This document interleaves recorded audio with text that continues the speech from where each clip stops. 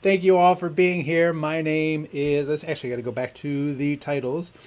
My name is Anthony Barocas here for YoloLiv, and today is Tech Talk Wednesday. Let's get rid of that one too. That should have gone away. I am here to answer your questions about YoloBox Mini, YoloBox, the original YoloBox, the YoloBox Pro, and today I have an Instream hooked up. Let's look at the overhead view. I have an Instream hooked up. I have these two devices here set up just to talk about what's going on today. The reason I might be looking off camera is because there are literally 4 cameras in front of me. I have my main camera right here. I have a USB camera which goes into the Pro. I have a USB camera which goes into the Instream, and then I have the overhead camera. And then in front of me, I have the Pro and the Instream, which we will be talking about today.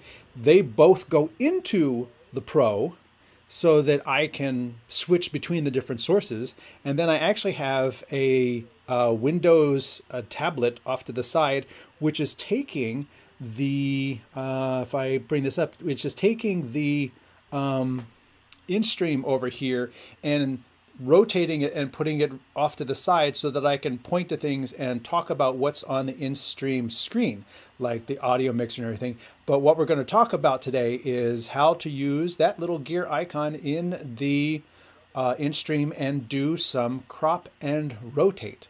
And this is why I have so many different devices in front of me. Would any new functionality of the M2 14-inch Mac have an advantage on the YoloBox Pro HDMI inputs using the M2 instead of the M1, 14-inch speed and other areas? No. And that's because the YoloBox Pro, all the YoloBoxes, here, let me go grab one. These are self-contained multi-camera live switching solutions. These have multiple inputs on them. They have outputs, they have Ethernet, they have Wi-Fi, they have cellular, they can record, they can stream, they've got line inputs, they got power, they got a built-in battery. They don't need a MacBook. If you're going to feed them with, feed the HDMI input with the HDMI out, now that the MacBook has an HDMI out again, if you're going to feed them with an HDMI out, then it's just like any other signal, like my camera, like that camera. You're just feeding it a video signal. So it doesn't matter if it's a 20-year-old Mac or the new Mac, it's just an HDMI signal. So, and these only do HD. They only stream in HD. So having 4K output, 8K output, whatever makes no difference. Actually, if you feed this an 8K output from the new Mac Mini, this probably wouldn't recognize it because 8K is newer than these devices are. So, is it possible to chroma key a video instead of a JPEG? You mean to have a video behind you? 2 pineapples? Do you mean to have a video behind you? And right here on the overhead, right here, this little gear icon and the little play icon up there, they are what we are going to use. Let's go back to the Pro, and we are going to touch that. And this is where you do your chroma keying. And I use the chroma key all the time in every tutorial and the live video that I'm doing. You turn that on, you see it just cuts it away, and you can adjust the key behind me, and then you can drop in a background. Let's go with that pink one. Done. So now here I am in front of this pink background. I didn't really go, tweak the edges or anything like that. It says scale video source. That's just scaling me in front of it. That's not scaling. It's a little confusing. That's not scaling video behind you. But in order to answer the question from 2 pineapples, right down there in the corner, and you see this is why I have the flip so that I can point in the right direction. Down there it says to add a video background. Down there, go to video source. So basically, we're done this part. I'm going to say done, and then what you would do is you add a video source. Let's just say the snowy background, because it snowed here in Texas last night. It actually did. And now I have a video clip right here, as you can see. Now I'm going to do a picture-in-picture. So I do a picture-in-picture. The snowy background is my background. Me is my foreground. And when I do that, it does not bring the background from input 1. It just brings the key. It just brings the keyed version of me. So I get rid of the border. I make me full size. I say done. And then because it's a video, I have it set to automatically play the video when I bring the video to program. So when I click on that, now I am in front of a video. So the short answer is, can you do green screen over a video? Not in the input, the HDMI one, not there. You can only do that over a still. Can you do green screen over a video using picture-in-picture? Yes, and this is how you do it.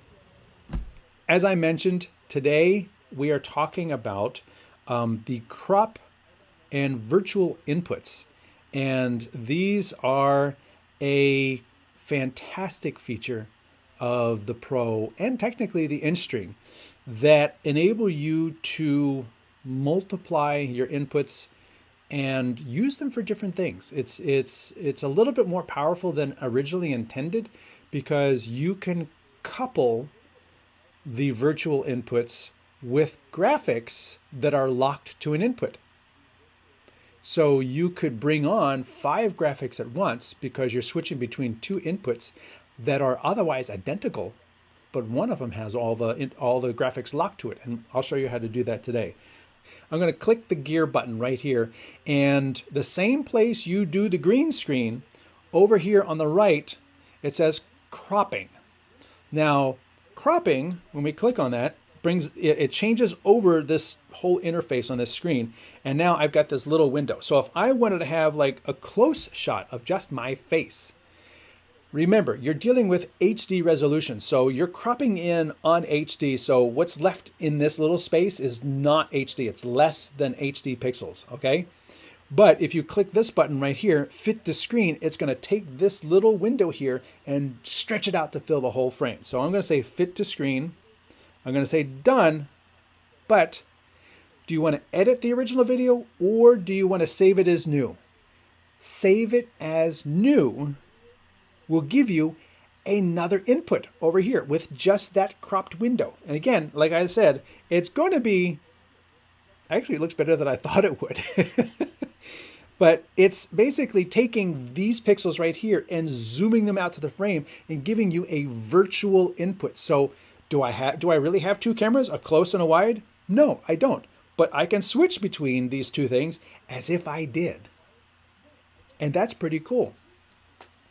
If I wanted to have a background, let's see if I could do PDF. Let's see if I have it in here. No, I don't have any PDFs in here. So we can't have a still as a source yet, as a background. But we can add a video.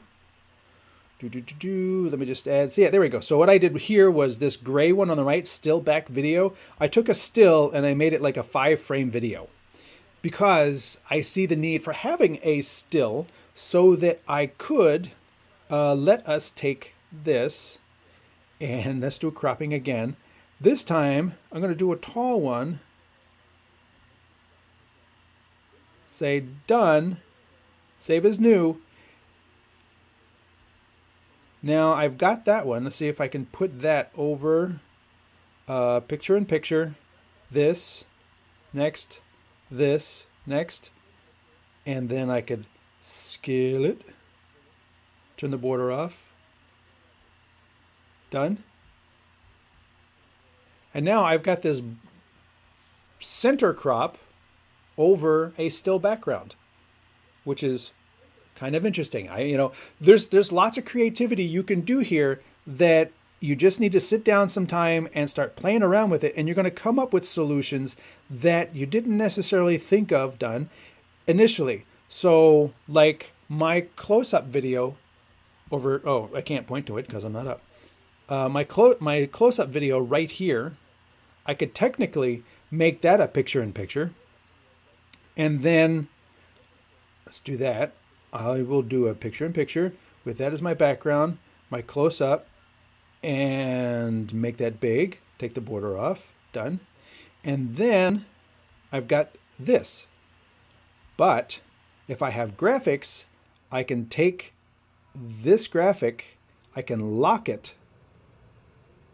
Oh, overlays cannot be locked with multi-view. Okay, so I can't do it in multi-view, but I can do it in the multi-camera. This is how I've done it before. So I can lock it here, so I can bring this up. So every time I cut away from that, it goes away.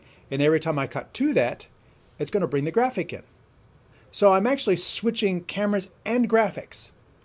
And the real cheat is, let me delete this. I'm going to rebuild it, done. Just so I can show you what I mean in terms of fading in multiple graphics, done. And take this video out, done. So I've got my video right here. I am going to do my crop, but actually I'm not going to crop it. I'm going to leave it full, fit to screen, done, save as new. Now I've got two identical inputs, but what they let me do is I can say on this one, I'm going to attach my lower third and my live icon.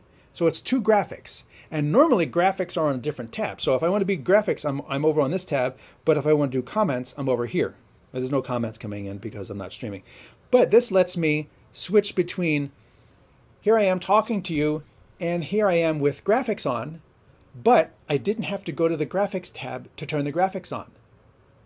So you see, this becomes operationally kind of cool in that I can turn graphics on and off as inputs as opposed to having to go to the graphics tab, scroll over here, go to the graphics tab, turn them on and turn them on one at a time, turn them off one at a time. This way, I could be anywhere in here. I could be adjusting my audio and then with one tap, fade both of my graphics off at the same time, making it look really polished. So that is another way you can leverage the cropping and the virtual inputs as additional sources down here, and also tie in the graphics to that second source, making it really, really polished.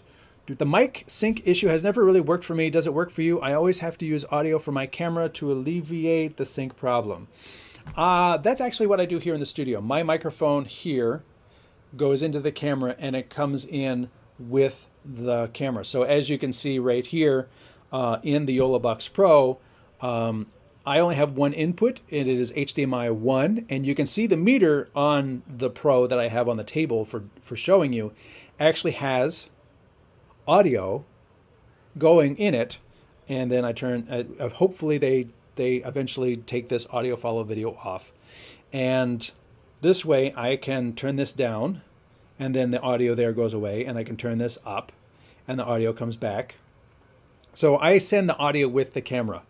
My live last week, however, if you look at the live shows on Facebook and YouTube, the live from last week I actually did on location, and I used a wireless microphone, a digital 2.4 wireless microphone, and I ran that into the audio input of the YoloBox Pro, the microphone input, and that is how the audio was run last week. And it seemed to be fine. I have not adjusted. There's no way to adjust the sync of a live show after the fact. So you can go back and watch the live show on YouTube, and it is exactly as it ran through the YoloBox Pro on location, live streamed through the Wi-Fi of the facility that was providing me the space. No auto hide on comment, correct? Would be a nice feature. When we have hundreds in live chat, sometimes active chat. Okay, Two Pineapples, I am not touching the screen and the comment will auto hide. So yes, there is auto hide on the comments. So let's go to here and we'll go to comments, and then up here in the far corner over there, that little gear icon, it comes up here and you see these settings. You know, I use the top one, and then I say $9.99, but they're not really $9.99. They're just included. But this is where you can change the color scheme of all of this, the font. Like on mine, I've changed this font to be a serif font. That's with the little things on the tips.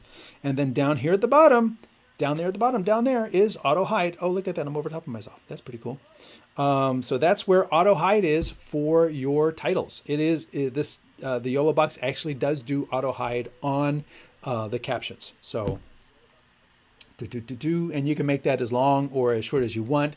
It doesn't change depending upon the comment. So if you have a short comment, it's going to be up there for 10 seconds. If you have a long comment, it's only going to be up there for 10 seconds or whatever you set. So that's the way that works. Is there a way to choose where the YoloBox Pro defaults to after using the replay feature, after hitting exit replay? I think it defaults to the camera you were using before you hit the replay. That is where I think it defaults to, because it leaves and then returns. That is really what it does. You can't leave one camera and come back to a video. You can't do that. That could be a user feature that maybe it could be added to the replay. Maybe if there's a replay settings tab, but right now there's not. It just sort of happens within that little settings tab, but right now there's not. It just sort of happens within that little replay button. Oh, actually, no, you can. Where is the replay? You can actually set the duration. There it is. It actually already has a settings. Let's go over here. And right down at the bottom, replay settings, you can set the duration, 10 seconds, speed, the replay volume, mute other sources during replay, and show replay overlay on the program, which really needs to be like more prominent in my opinion. But or if we could load our own graphic into that, that would be cool. But again, I am not on the YOLO team, engineering team. I can't look at that and say, yep, I'm going to make that happen. I am an independent producer in Texas, and I am happy to help other streaming people master their craft, you know, and today we're talking YoloBox Pro.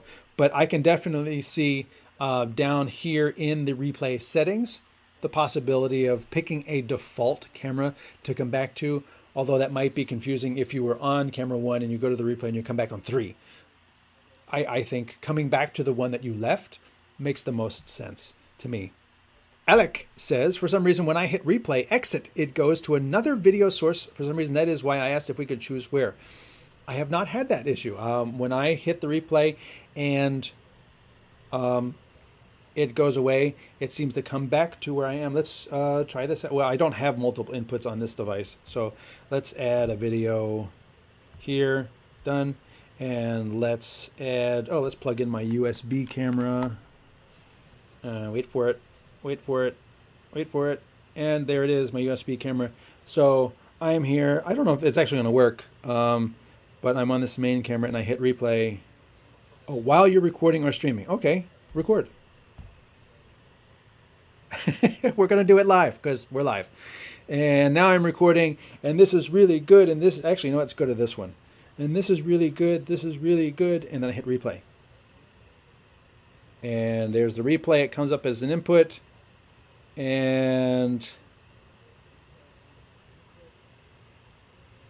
it comes back to the camera that I was on before it went to the replay. So that is what I typically see when I use it. It exits the camera that I was on, and it does the replay, and it goes back to the whatever it came from. So that is what I see typically. Using your products such as Instream, can we inject an Ecamm program out? Yes, you can definitely do that because the Instream can now rotate your video and show it vertically. And I can show you that because I am set up for that. Okay, so over here you see this is my Instream that I have hooked up here. And this right here, this HDMI 1, this is my main camera that I'm talking to you on right here. It's just also plugged into the Instream, which I can show you overhead right here. Unfortunately, I have to jump between two tabs. So right here, I have my camera input coming in right here. You see this is my camera input, and this is the USB camera up here, right here.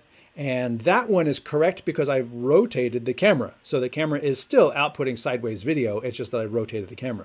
But if you have a normal vertical video, let me go back to down and here. But if you have normal video coming in like right here, that again, the crop feature in these tools, you click on the little gear icon, you see where it comes up with cropping. We're going to click crop. We're going to, wait a minute, let me go back. First, we're going to, yes, we're going to rotate 90 degrees. So there it is. Then we are going to do cropping. We're going to scale it down to fit. And if I'm going to stand over here, let me put that over here. You say fit to screen. So it's going to stretch it out. Done. And then you get a center crop video in your Instream. So you can feed it horizontal input.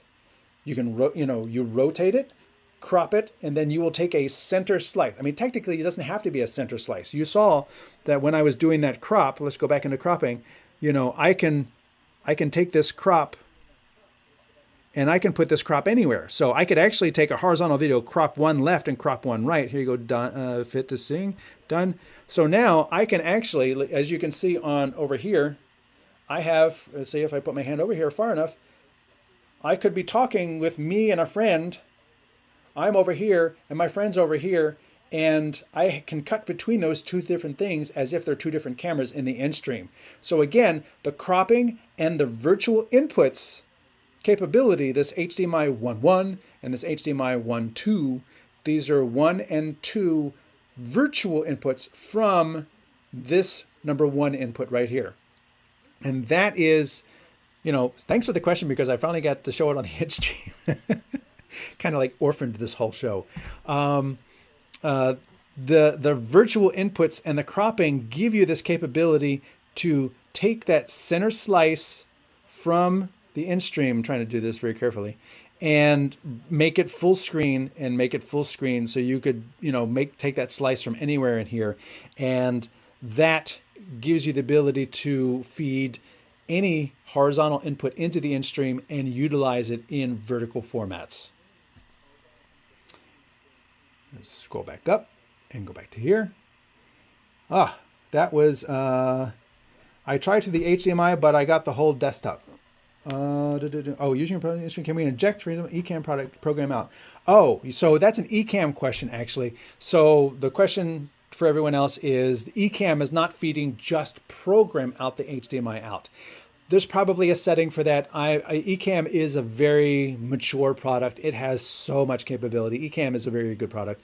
And if there is very likely a way to tell Ecamm to send program, just this window that you're looking at right now, send program out through the HDMI out to a second device. It could be a TV screen, behind people. It could be the Instream. So that's an Ecamm setting, not an Instream setting. And I'm pretty sure that Ecamm is going to be able to do that because it is a very mature product.